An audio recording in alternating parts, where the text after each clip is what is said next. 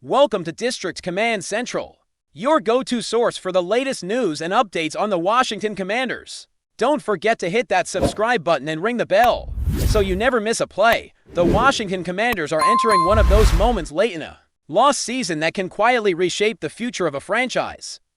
And it comes not with playoff hopes or championship dreams, but with the long-awaited debut of a player many fans almost forgot was even on the roster. On Saturday, at home against the Philadelphia Eagles, defensive end Drake Jackson is finally set to take the field for the first time in a Washington uniform.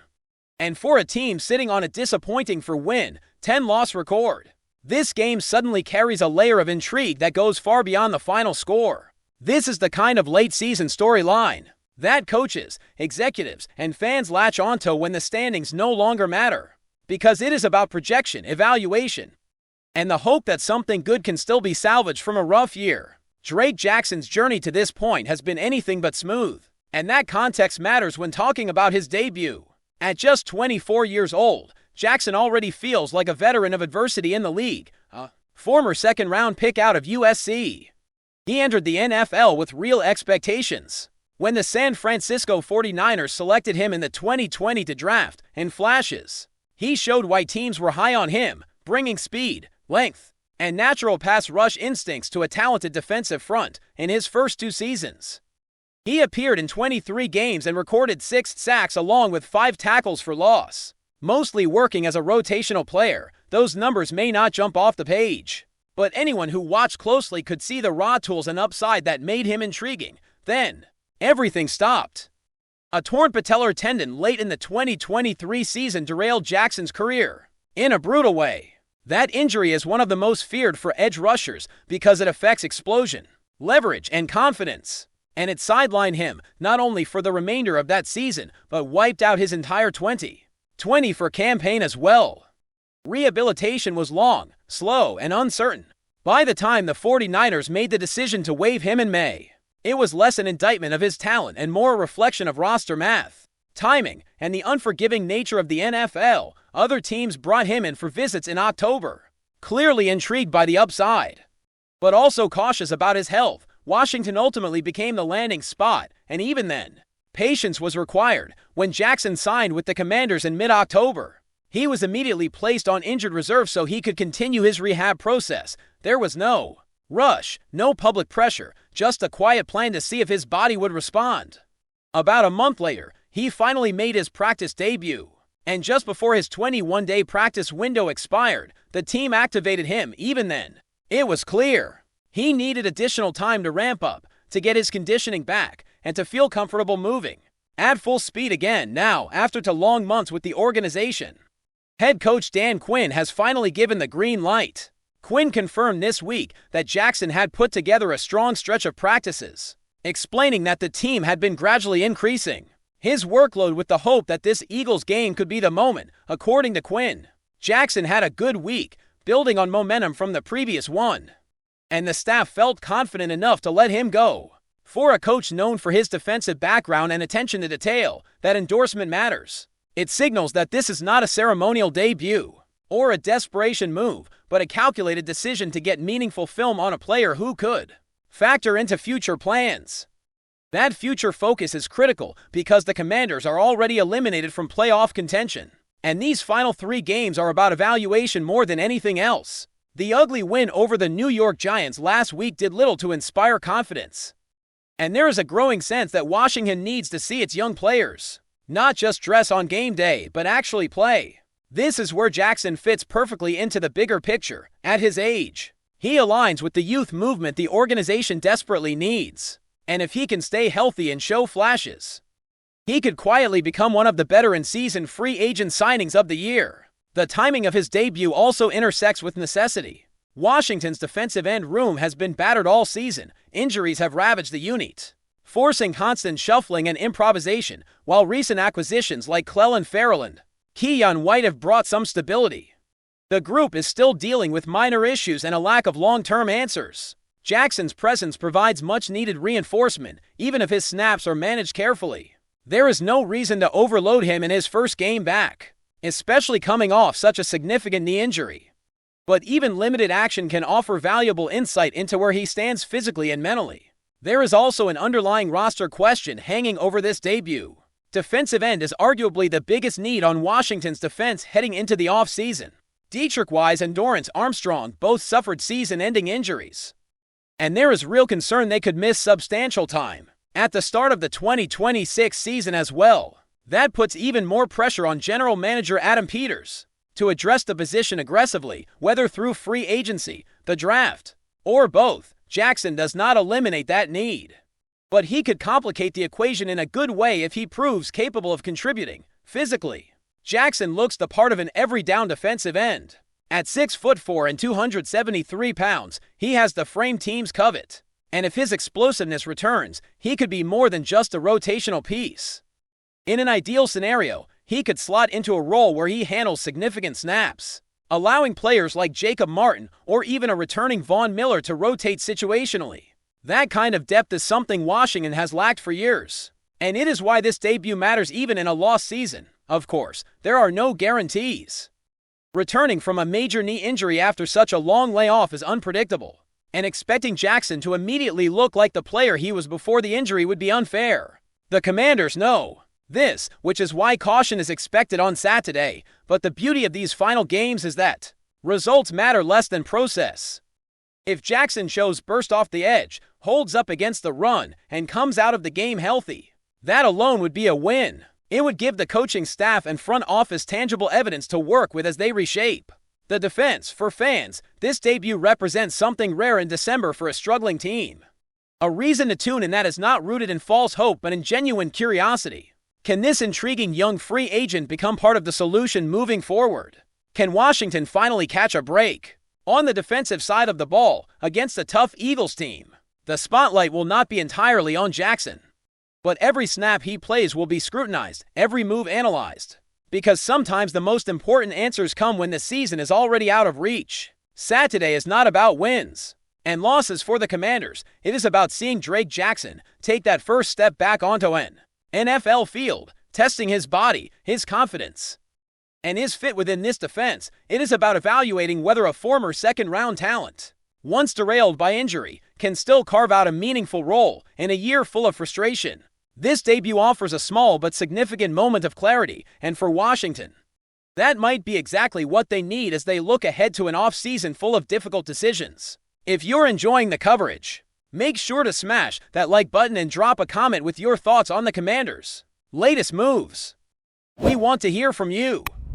The NFL world might be on the brink of a seismic shift, and if whispers on the street are true, it could all start with one name: Tyreek Hill. Yes, the speedster who has lit up defenses with the Miami Dolphins for years might be on the verge of a move that could redefine what we think we know about one of the league's most intriguing offenses. The buzz started quietly, almost as if someone had dropped a pebble into a still pond, and the ripples are now becoming impossible to ignore. Sources close to the team suggest that Dan Quinn, the head coach of the Commanders, has been buzzing with excitement behind closed doors, and if you listen closely, it almost sounds like the coach has been hinting at something monumental. Tyreek changes our offense today. It's another Commanders, Quinn allegedly said in a meeting that insiders describe as electric, filled with energy and anticipation. It's the kind of statement that makes every journalist's ears perk up, every fan lean a little closer, and every rival team start thinking in terms of contingencies they hadn't even dreamed of. Dan Quinn has never been a coach to shy away from big moves or bold statements, but this one seems to carry a weight and a sense of inevitability that is rare. Tyreek Hill isn't just any wide receiver. He's a game changer, a catalyst, a player who has the ability to literally flip the field with a single play. Standing out at Garden City Community College before moving on to the University of Oklahoma and then the University of West Alabama, Hill has always defied expectations, always found ways to turn heads, and always been at the center of attention. To imagine him wearing the Commanders' colors is the sort of speculation that keeps fans awake at night, checking Twitter feeds, reading every insider report, and watching highlight reels repeatedly as if the universe itself has decided to tease them with possibilities rather than certainties. Rumors indicate that Quinn's excitement isn't just for show. People close to the team say that practices have taken on a different vibe, a different tempo. A sense that something big is simmering just beneath the surface. Players reportedly are reacting in ways that suggest a subtle shift. A renewed energy that comes from the knowledge that a playmaker of Hill's caliber could completely alter the dynamic of their offense. Imagine the scenarios: deep routes that stretch defenses to the breaking point, precision timing with a quarterback who suddenly finds himself with a tool that can turn routine plays into highlight reels, and the kind of field vision that opens lanes that other teams can't even dream of. It's a chess game in which suddenly someone has been handed a piece. That changes the entire strategy, of course. The speculation isn't without its complications. Moving a player like Hill is not a simple process. His history, his impact on the Dolphins' offensive system, and the chemistry he has built over years all suggest that any transfer or acquisition would need to be calculated, nuanced, and handled with surgical precision. But if there's anyone in the league who seems capable of orchestrating such a masterstroke, it's Dan Quinn. Insiders claim he's been working quietly behind the scenes, speaking to agents, analyzing playbooks, and envisioning scenarios in which Hill's speed, agility, and sheer football intelligence could be integrated into the Commanders' offense almost immediately. The whispers suggest that the integration would be more than tactical. It would be transformative. Hill wouldn't just join the team, he would redefine it. Fans are understandably ecstatic. Even though much of this remains in the realm of rumor, social media is buzzing with speculation. Fan accounts are dissecting every potential play, and forums are lighting up with projections that range from wildly optimistic to near-apocalyptic. For rival teams, it's rare to see a single potential acquisition create this level of energy without a single official announcement. But that's the nature of Tyreek Hill. Even before he steps on a new field, even before he suits up in a different uniform, the impact is palpable. Every coach in the division is likely recalculating. Every defensive coordinator is probably losing sleep over how to contain a player whose speed is only matched by his unpredictability.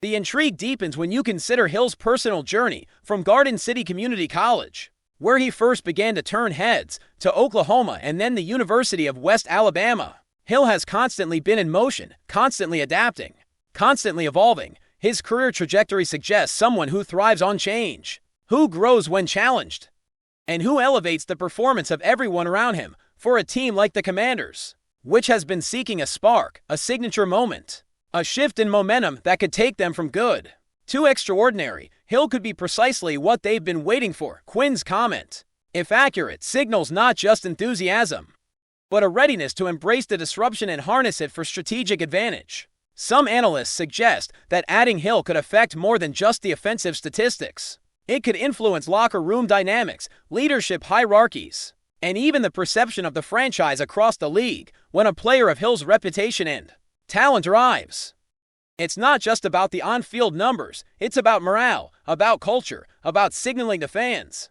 rivals, and recruits that the team is willing to go all in.